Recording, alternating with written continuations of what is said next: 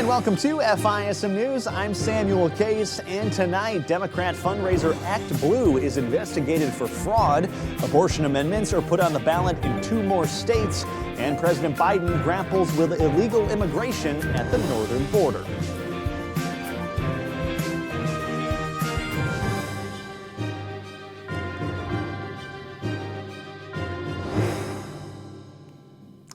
And of course, still filling in for Renata Kiss as she wraps up her vacation this week is FISM's Ian Patrick. Welcome, Ian. Thank you so much, Sam. Always a pleasure to be hosting alongside you. And it seems like we got some really interesting political news to get into to start off the show here. So what do you say we get right into that? That's right. We'll dive right into that, Ian. It does look like that Donald Trump's interview with Elon Musk this week has ruffled the feathers of a major auto union. United Auto Workers has now filed a complaint with the National Labor Relations Board against both Trump and Musk. The complaint stems from a part of their conversation earlier this week where Trump praised the Tesla owner's ability to cut costs, saying he wouldn't tolerate workers who go on strike. I mean, I think it would be great to just have a government efficiency commission that takes a look at these things and just ensures that the taxpayer money, the taxpayers' hard-earned money, is spent in a good way. And I'd be happy to help out on such a commission. I'd love if it were formed. Well, you're the greatest cutter. I mean, I look at what you do. You walk in and you just say, "You want to quit?" They go on strike. I won't mention the name of the company, but they go on strike, and you say, "That's okay. You're all gone." The UAW, which, by the way, recently endorsed Kamala Harris, accused Trump and Musk of, quote, illegal attempts to threaten and intimidate workers who stand up for themselves by engaging in protected, concerted activity, such as strikes, also noting that it is illegal to fire workers for going on strike. Trump campaign advisor Brian Hughes shrugged off the lawsuit as frivolous, calling it a, quote, shameless political stunt intended to erode President Trump's overwhelming support among America's workers. And speaking of unions, Democrat running mate Tim Walz tried to cozy up to one of the nation's biggest unions yesterday in what was his first solo campaign speech. Speaking before members of the American Federation of State, County, and Municipal Employees, Walz positioned himself and Kamala Harris as friendly to union workers and the middle class. Just to be clear, the Vice President and I, we know exactly who built this country. It was nurses, it was teachers, and it was state and local government employees that built this nation. People in this room built the middle class. And it's not just a saying, it's a fact. When unions are strong, America's strong. But Walz also took a moment to respond to his Republican competitor, J.D. Vance, who had criticized him for his military service and even suggested that it was insincere. Vance made those comments about Walz's service during a CNN interview earlier this month. I've never criticized what Tim Walz did when he was in the military. I criticized his retirement decision, and most importantly, Dana, I criticized his lying about his own record, okay? This is a guy who was captured on video saying, "I carried a gun in war." He never went to war. This is a guy who's been captured on video. As other people say, he's an Afghanistan veteran. He's a veteran of a war, nodding along in agreement instead of saying, no, no, no, I did serve my country and I did it honorably, but I never went to a war zone. Now, Walz didn't clarify those responses on his actual record, but he did respond saying that he was proud of his service and even tried flipping the script on Vance. These guys are even attacking me for my record of service. I am damn proud of my service to this country.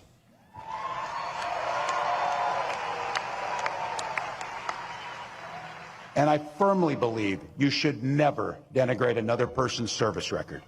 To anyone brave enough to put on that uniform for our great country, including my opponent, I just have a few simple words. Thank you for your service and sacrifice. And at the same time, another controversy is also growing for Harris's running mate. New video unearthed by the Washington Examiner shows Governor Walz praising a notorious Muslim imam known as Assad Zaman. He's known for his anti-Jewish sentiments, including promoting a film that praised Adolf Hitler. Walz spoke at an Islamic center back in 2018, where he celebrated the imam as a, quote, master teacher. I would like to, first of all, say thank you to Imam I am a teacher, so when I see a master teacher, I know it. And over the time we've spent together, one of the things I've had the privilege of is seeing the things in life through the eye of a master teacher. Now, the Harris campaign, that is, has since said that Walz does not have a personal relationship with the imam, but that is despite Walz hosting him at least 5 times. He even spoke at Walz's inauguration as governor back in 2019. I congratulate you for stepping forward to serve the people of Minnesota, and I remind you of the trust you have chosen to undertake. The people of Minnesota have entrusted you their hopes and aspirations for social justice and well-being. We look to you to build upon the past successes of our great state. We remind you of the many structural injustices that need to be addressed so justice can be brought forth. On top of all that, under Walz, the state of Minnesota has also reportedly donated over $100,000 to Zaman's group known as the Muslim American Society of Minnesota, which, according to Fox News, federal prosecutors say the group has overt ties to the Muslim Brotherhood, which in turn has connections to Hamas and other terror groups. The Harris campaign said Governor Walz strongly condemns Hamas terrorism. Elsewhere in election politics, an election integrity watchdog group has announced its discoveries after investigating a Democrat fundraising platform. The Fair Election Fund, a Republican group, was recently looking into the nonprofit Democrat fundraising organization known as ActBlue. That investigation was conducted from July to August of this year, and the fund alleges that it found more than 60,000 potential discrepancies in donations made to the Biden-Harris campaign specifically. Now, those discrepancies actually ended up being people who were named as small dollar donors who did not actually recall making any contribution when the fund asked them about it. Former Republican Georgia Congressman Doug Collins, who helped launch Fair Election Fund, commented on these findings. In a statement to the Washington Examiner, Collins questioned if the money was being stolen from the identities, quote, of unsuspecting Americans in order to launder money to Kamala Harris. The findings have also been shared with Republican attorneys general across multiple states for their own individual investigations. And speaking of Democrats, let's now get the results from yesterday's primaries, where far-left Minnesota Representative Ilhan Omar easily defeated her challenger following the primary losses of 2 fellow progressive so-called squad members this election cycle. It was a rather decisive victory for Omar, defeating rival Don Samuels by 13 points. Here's Omar last night. What does your margin of victory say about this race? It says we were severely victorious and that we have a mandate. What are your biggest goals for this next term? My goal is to continue to build on the work that we have done and hopefully work with a Harris-Walz administration. Omar is expected to see an easy victory this November against her Republican opponent, setting the stage for her 4th term in Congress. And in our final bit of election coverage here, the issue of abortion will be making an appearance on some ballots in the upcoming 2024 contest. Petitions to place abortion coverage on the ballot were recently approved for the states of Missouri and Arizona. Both of those ballot measures would amend their states' constitutions, respectively, to allow and enshrine the ability to acquire abortions. In Missouri, it currently has a near total ban on the procedure, and its petition to put abortion on the ballot required at least 170,000 signatures from 6 out of the 8 congressional districts, which it ended up getting. The ballot measure would remove the current restrictions on abortion, but it would allow restrictions after fetal viability, usually around the 22nd or 23rd week, with some exceptions. Arizona, meanwhile, currently bans the procedure after 15 weeks of pregnancy. Their petition required some over 383,900 signatures, and what they submitted actually was more than twice that amount. And up next, Iran pressures Israel to reach a ceasefire deal with Hamas. That and more when we come right back after this.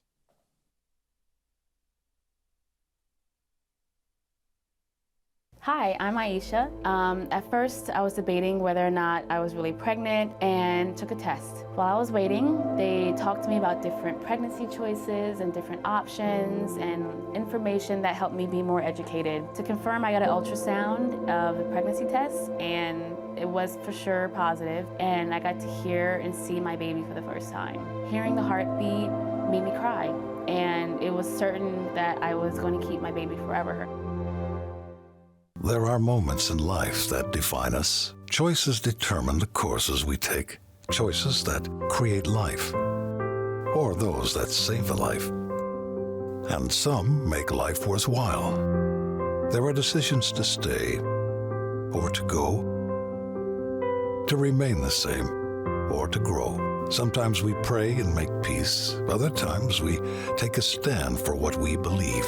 In celebration, mourning, triumph, and defeat, we are invested in every decision we seek. Despite differences, we have one thing in common: the desire to do all for the glory of God. Keep your wallet aligned with your heart and your investments in harmony with your faith. Timothy Plan, biblically responsible mutual funds, ETFs, and retirement plans. Before investing, carefully consider a fund's investment objective, risks, charges, and expenses contained in the prospectus available at timothyplan.com. Read carefully before investing. Do you know what you are supporting when you purchase mutual funds and stocks? Think about it. When you invest in a company, you make a decision to support the things that that company supports. And it may not be things that you agree with. Financial Issues is a ministry teaching people like you how to invest biblically, responsibly, keeping your investments clear of companies that may support an ungodly agenda. Learn more by going to financialissues.org. Financialissues.org.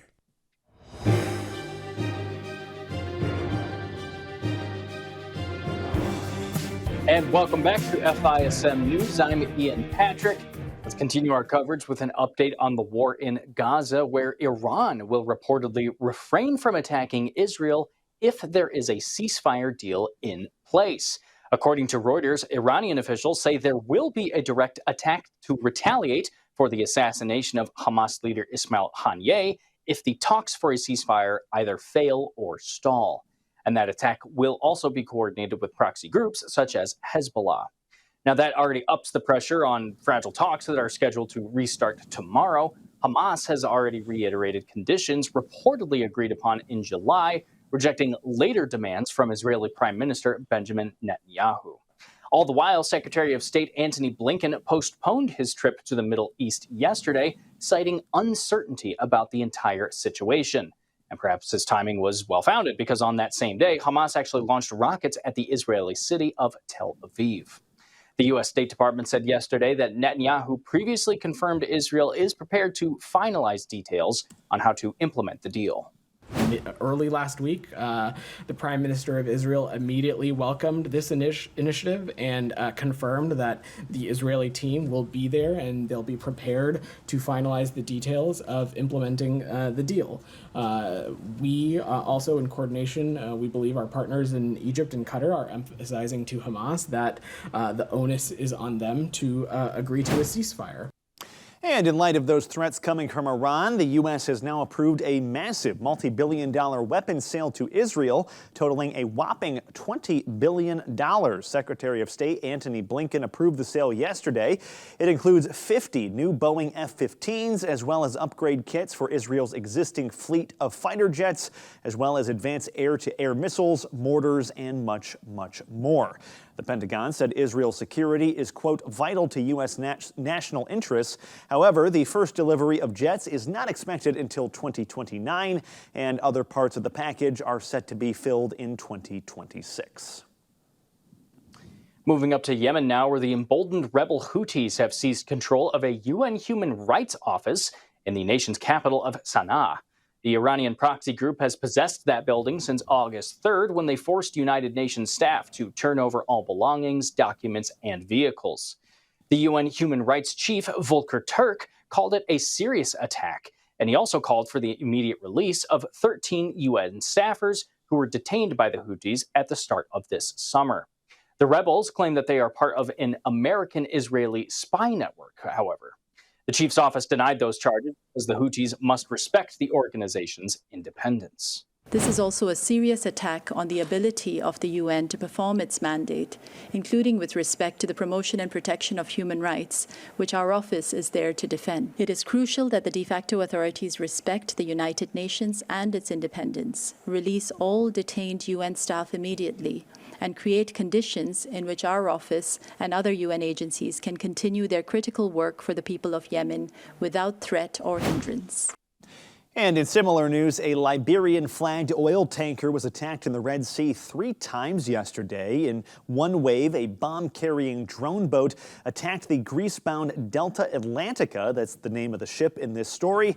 The drone reportedly hit the side of the tanker but did not detonate. Meanwhile, 2 earlier attacks involved explosions near the vessel. The captain reported a suspicious small ship with, quote, flashing lights at both times. The Houthis have not claimed responsibility for these attacks. However, the same day, U.S. Central Command did say they destroyed 2 vessels in the Red Sea belonging to the Iranian-backed group. And while we're in Europe, let's go to a new report coming out of Ukraine, actually, where Russian officials are diverting soldiers in order to defend against the ongoing Ukrainian offensive into Russia's Kursk region. Ukrainian army spokesman Dmytro Likovy said in a statement to Politico on Tuesday, quote, Russia has relocated some of its units from regions of Ukraine's south, and Likovy confirmed that the amount of soldiers being relocated was relatively small. But the announcement comes as Russian officials announced on Tuesday that they also stopped the advance of Ukrainian soldiers in the Kursk region. In a statement, the Russian Defense Ministry said that fresh soldiers, aircraft, and artillery were successful in stopping the advance of Ukrainian armored vehicles. Ukrainian officials have since denied accusations that they even seek to occupy any territory in Russia. In fact, these officials claimed that the unusual advance into Russian territory was to stop repeated missile and artillery strikes from being launched from across the border. And speaking of Ukraine, Hunter Biden now has reportedly asked the ambassador to Italy to help secure a lucrative Italian energy deal while his father, Joe Biden, was still vice president. According to the shocking new documents, the younger Biden requested help from the embassy in Rome back in 2016, while a board member at the Ukrainian energy firm Burisma, a company we've talked about quite a bit here at FISM News. An embassy official at the time rejected the request, writing that the U.S. government, quote, should not be advocating with the government of Italy on behalf of a foreign company. The news serves to further highlight allegations that Hunter Biden used his father's political standing as leverage for his foreign business interests. Meanwhile, Special Counsel David Weiss introduced new evidence last week as part of Hunter Biden's ongoing tax fraud case, saying he also violated the Foreign Agents Registration Act in dealings with Romania as well. However, Hunter is not being prosecuted for those violations at this time. All right, and coming up next, President Biden looks to expand asylum claims coming from Canada. The details on that policy and more after a moment in history.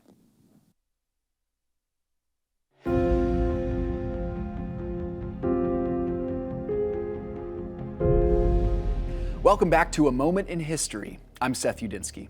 In tonight's episode, let's go back over a century and explore one of the most complex figures in Western history. He was at the same time a gifted writer, an English gentleman, and a stern military man.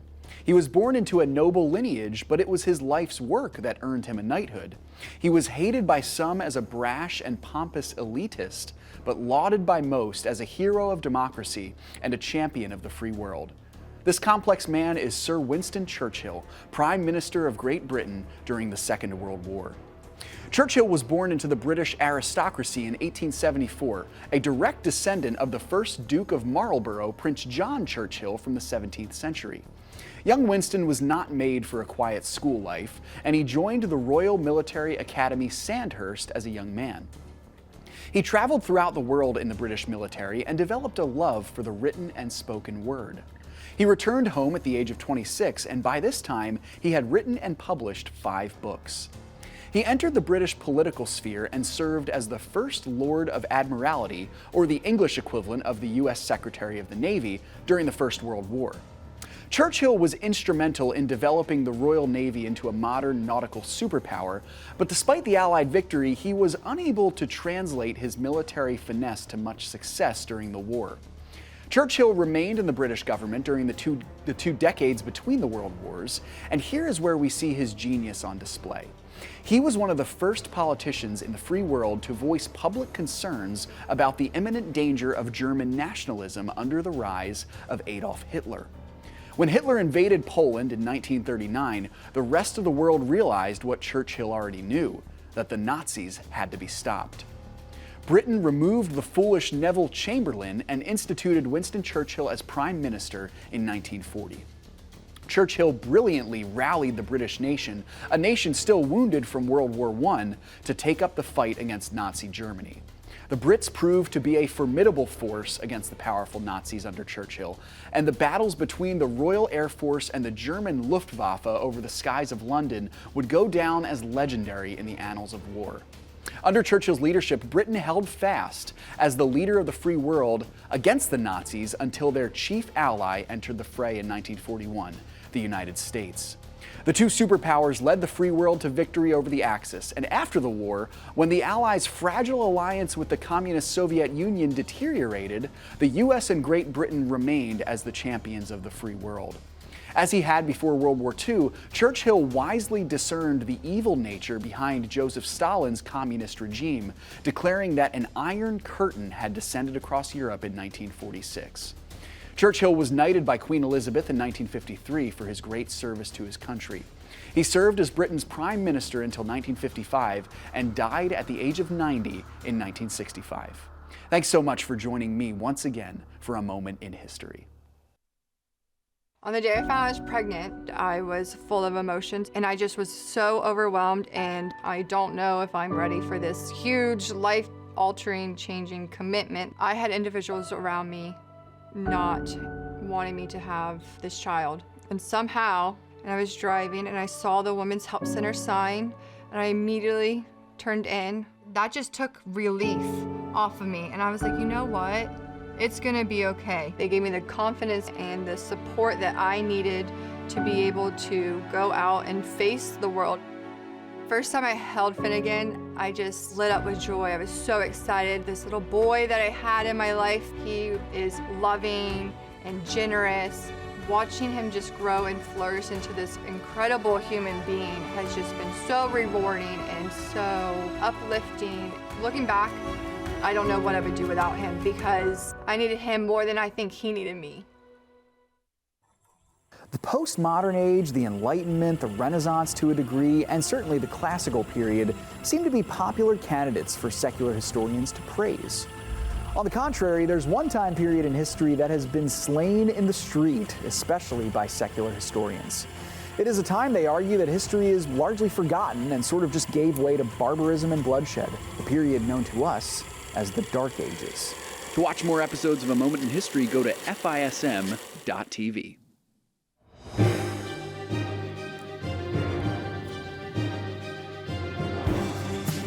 All right, and welcome back to FISM News. I'm Samuel Case. We're going to kick off this segment here with some updates to the ongoing migrant crisis, where the Biden administration is now expediting asylum processing at the U.S.-Canada border amid an unprecedented surge of illegal crossings. Migrant arrests at the northern border soared from 1,000 in 2021 all the way up to more than 16,000 in the first 9 months of this fiscal year. The plan is theoretically meant to reduce illegal crossings by forcing migrants to have documents ready for asylum screening. Previously, migrants could postpone screenings to get proper documents in order. The plan also reduces the amount of time migrants have to consult with their lawyers from 24 hours down to just 4. The policy is set to take effect today. And while we're on the topic of immigration, new data reported by the New York Post suggests that a signature illegal immigrant removal program under the current administration is largely a failure. The so-called Family Expedited Removal Program, which is meant to remove families who entered the U.S. illegally by keeping them together in the deportation process, was put in place back in May of 2023. Of the 24,000 migrants placed in the program since, only 2,600 have actually been deported. That means that around 90% of migrants in the program were allowed to stay within the U.S. In addition, over 3,600 migrants are believed to have left the program altogether and are currently unaccounted for within the U.S. House Homeland Security Committee Chairman Mark Green responded to the report, saying the numbers, quote, are further proof that the Biden-Harris administration's policies have nothing to do with actually securing the border or enforcing the law. Instead, Green says it masks an utter refusal to do either of those things. And more shocking news today. It was revealed earlier this week that perhaps billions of people across the U.S., Canada, and the U.K.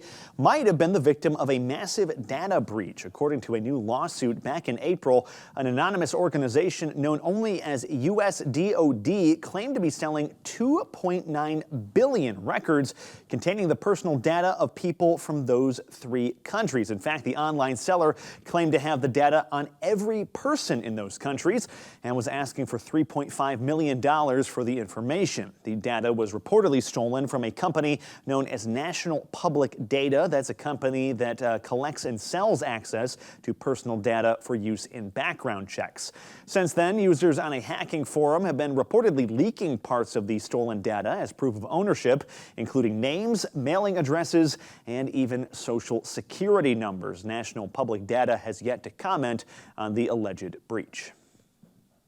Certainly a concerning story there, and one that we will continue to have an eye on as it could impact a lot of people. But speaking of Social Security, as Sam mentioned at the end there, apparently the Social Security Administration's Office of the Inspector General announced this week that ongoing case backlogs are expected to lead to almost $1.1 billion in improper payments. According to the Inspector General's office, the estimate includes both overpayments and underpayments to beneficiaries. The report further found that the cost of resolving the roughly 528,000 open cases would have been nearly half the current cost if they were resolved immediately. Some cases have been left unresolved for over a year, bringing that improper payment amount up to that $1.1 billion. The Social Security Administration has since blamed a lack of staffing for these delays. In a letter published in response to the report, Social Security Administration Chief of Staff Dustin Brown said, quote, the number of beneficiaries continues to grow while we have the lowest staffing levels across the agency in 25 years. And finally, you might have noticed it's still a very tough market out there for those trying to get a home, with starter homes getting even more expensive than ever. According to a new report from Zillow, starter homes in over 100 towns and cities across the country are now clocking in at least $1 million. California led that list with 71 cities clocking in at $1 million, followed by New York with 11 and Washington State with 8. Experts do warn that the high entry level of housing is delaying home ownership for many young people, as last year the median age of home buyers was 35 years old. And in June, the amount of home buyers purchasing for the first time fell to 29%. Very shocking numbers there. But with that, that is our show for today. So thank you so much for joining us, and please visit our website. It's FISMnews.tv for more content until our show tomorrow night. You can also follow us on social media as well at FISM News, or you can download the FISM app to take us on the go. Thanks so much. God bless, and we'll see you tomorrow night with more news.